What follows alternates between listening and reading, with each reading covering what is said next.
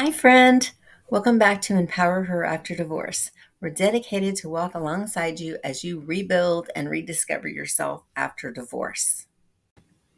This week, we're going to talk about you creating your own emotional safety and what that might look like. A lot of times after divorce, we wonder if we're ever going to feel emotionally or physically safe again. So, what we're going to talk about today is some actual tactics you can use to start creating emotional safety for yourself. After my divorce, I found myself wondering if I would ever feel emotionally safe again. And I decided that I needed to find a way to start to create that in my life and step into my own power and stop giving away the power to others. I don't know what your situation is, and I'm not going to pretend to have all the answers. But all I want to do today is share some of my experiences as well as the things that have worked for me. And I'm hoping that they'll be helpful for you. I'll share some skills that you can use to create the emotional safety you deserve. I'm going to go over each of them and then we'll go over them in more detail later. So the first one is active listening. The next one is showing yourself compassion. Not giving away your power, prioritizing your well being, creating a non judgmental attitude, creating a safe space for yourself, acknowledging your value, and setting healthy boundaries. So let's look at active listening. Most of the time, when we think of active listening, we think of that as us being the listener of others and really being focused in and paying close attention to what they're saying and what they need and what they have to say. But let's look at active listening in a new and different perspective. Let's think of actively listening to ourselves, creating that focused attention on what it is we need and what it is we desire to have. So, when you're thinking of actively listening, it might mean that you listen to your thoughts and listen to your emotions and pay close attention to what is going on for you in whatever situation you're in. When you're able to give yourself that focused attention and actually acknowledge what you're feeling and what you're experiencing, it can be a game changer. Sometimes it's very difficult at first to do that because we're so trained to just be attentive to others, and it's sometimes difficult to do that for ourselves.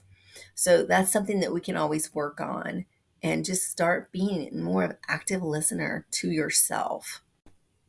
Now let's look at showing yourself compassion. When you think about showing yourself compassion, it can be difficult because we're really not taught what that would look like. So let me explain it like this. When you have, let's say, a small child and you are caring for them and you're letting them express their emotions and you're attentive to them and you show them lots of care and connection, why can't we do that for ourselves? We have a hard time showing that kind of care and compassion and connection with ourselves. So, in this time of transition, after going through a divorce, if we can start to show ourselves that kind of compassion, when you have an emotional meltdown or you're feeling emotionally just spent, giving yourself some compassion, showing yourself a little bit of care can be so beneficial.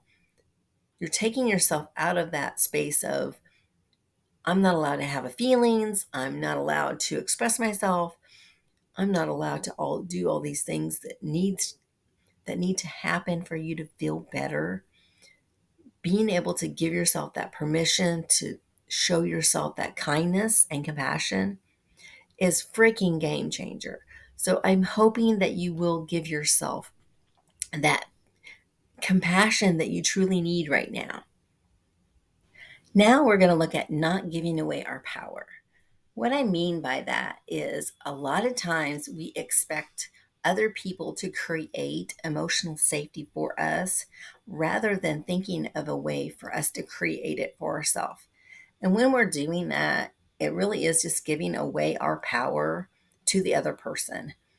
Of course, it's wonderful to have supportive and amazing people in our lives that help us feel emotionally safe. But it's also so hugely important if we can create that for ourselves. Taking the time to acknowledge that you have a right to feel safe in your body and feel emotionally and physically safe in whatever situation you're in. And when you can create that for yourself by taking back that responsibility and that power, is so amazing. I would love for you to also just think about giving yourself credit for the things you do, the things that you're good at, the things that sometimes you just don't acknowledge because you're afraid if you feel boastful about yourself. And that's also taking back your power, as well as acknowledging that it's okay for you to create that emotional safety for yourself. Think about it as you are being able to create that safe emotional space for you to have no matter what is going on outside of you. And that can just give you a sense of confidence and power. Now let's look at prioritizing your well being. When I'm thinking of that, I'm thinking about giving yourself permission to care for your needs, your desires, and the things that you need to have to feel safe, as well as just caring for yourself. We spend so much time thinking about how we're going to care for all the people around us that we sometimes don't even think about what it would mean to prioritize our own care and showing ourselves a little bit of compassion, especially right now when you're going through this really challenging time and finding yourself in this season of change and upheaval. It's super important to take that time and prioritize your healing, your growth, the things you need, the things you desire, and just giving yourself that permission to just be in the moment and know that you will get through this. And as you set priority over things that you need and desire, you really will start to feel a sense of emotional safety as you do this for yourself. Now let's look at creating a non-judgmental attitude. Okay, this is going to be difficult because a lot of times when you're going through a divorce, it's really hard to not judge the past experiences you've had, or that whatever the situation was, you felt like maybe you didn't do it the way it should have been done, or that you could have done more or you could have done better. But honestly, that's not going to help your healing process. It's not going to help you move forward. It's not going to help you feel emotionally safe in this difficult time. So, creating the sense of a non judgment attitude towards yourself right now is so critical. You need to be able to give yourself grace and know that in the situation you had in the past, you did the best you absolutely could in the situation under the circumstances. So, giving yourself the grace and mercy and care, knowing that you don't need to judge yourself and you did the best you could, is so critical. And it can start to help you feel emotionally safe again, knowing that you're not going to judge yourself. It's going to be difficult. It's going to be a little bit hard. It's going to feel a really weird at first because we're taught to judge things. But it's okay to start to set up that parameter around yourself of a non-judgmental attitude and help you feel that sense of safety that you need, especially in this time. So I'm hoping that you'll consider it and at least try to do that for yourself. Now let's talk about creating a safe space for yourself, whether that is an environmental place or even emotional place, like a thought place that you can travel to. Creating an actual environmental safe space that you can journal and express yourself and maybe even have a nice cup of coffee or a tea that you can just relax yourself is beautiful, as well as try different things to see what feels good for you, what spaces feel safe, and what spaces make you feel relaxed and comfortable. You might try walking in nature, or you might try going to a beautiful cafe where you can sit and have some coffee and just reflect on things. Being able to take your journal with you and just write out some thoughts and feelings that you're experiencing can also be a beautiful thing to bring into your safe space. So I'd love for you to try it and see how it works for you. And let's talk about the next thing. Now we're going to talk about acknowledging your value.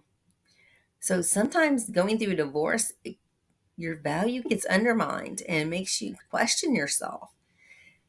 So when we talk about acknowledging our value, it's about realizing that you are precious and amazing human and you bring value to this world.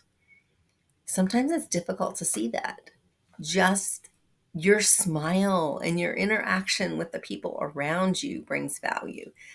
You giving yourself a sense of compassion and care, especially during this time of transition from marriage into single life and going through a divorce and finding yourself again, can feel a little scary, as well as trying to acknowledge that you have value can be a little weird because we're not taught to say, hey, I'm valuable, I'm amazing, I can do these things. So if you take a time just to set aside and write down some of the things that you see in yourself that are valuable, whether that's your kindness or your care for others, or that you show compassion to people around you, whatever that is, to help you remind yourself that you truly do add value. I would love for you to do that and acknowledge that you do have things that bring value into this world. So, the last thing that we're going to talk about today is setting healthy boundaries. So, this might be really difficult, especially after coming out of divorce. And if you've had challenges in the past with setting healthy boundaries, it's going to be hard to start to set those healthy boundaries for yourself. Being able to set and honor those boundaries about what you want and how you want to be treated and how you want to communicate and be communicated to can be just life-changing. Sometimes we get in this phase in our lives that we want to please everyone around us and at the expense of ourselves. So being able to set up boundaries around how we want to be treated, how we want to communicate, and how we want to be communicated to, and even how we interact with others and how they interact with us can be extremely critical. And especially in this time as you're transitioning from your married life to the single life, as you start to interact and think about creating new relationships with new friends, new potential partners, as you embark on the journey of starting to date again, or think about what you're going to have in this next chapter of your life, being able to communicate what the boundaries would look like, being able to set appropriate, safe boundaries around yourself, but also being able to be open to what can come your way can be amazing and critical. So we're going to talk more in another episode about boundaries and what those are and how we communicate those and how we can hold firm to the boundaries that are appropriate and release some of the boundaries that can keep us blocked off from others. So we're going to talk a little bit more about that later. But I just hope that you'll at least consider looking at the way you set boundaries, as well as setting up a healthy boundary in yourself for creating that emotional safety that you deserve. Thank you for sharing your precious time with me. I look forward to hearing your thoughts and insights in the comment section, as well as looking forward to seeing you come back next week and learn and grow together. I just want to remind you that you are more powerful than you know, and sending you so much love. Debbie Forth Wigley. Bye for now.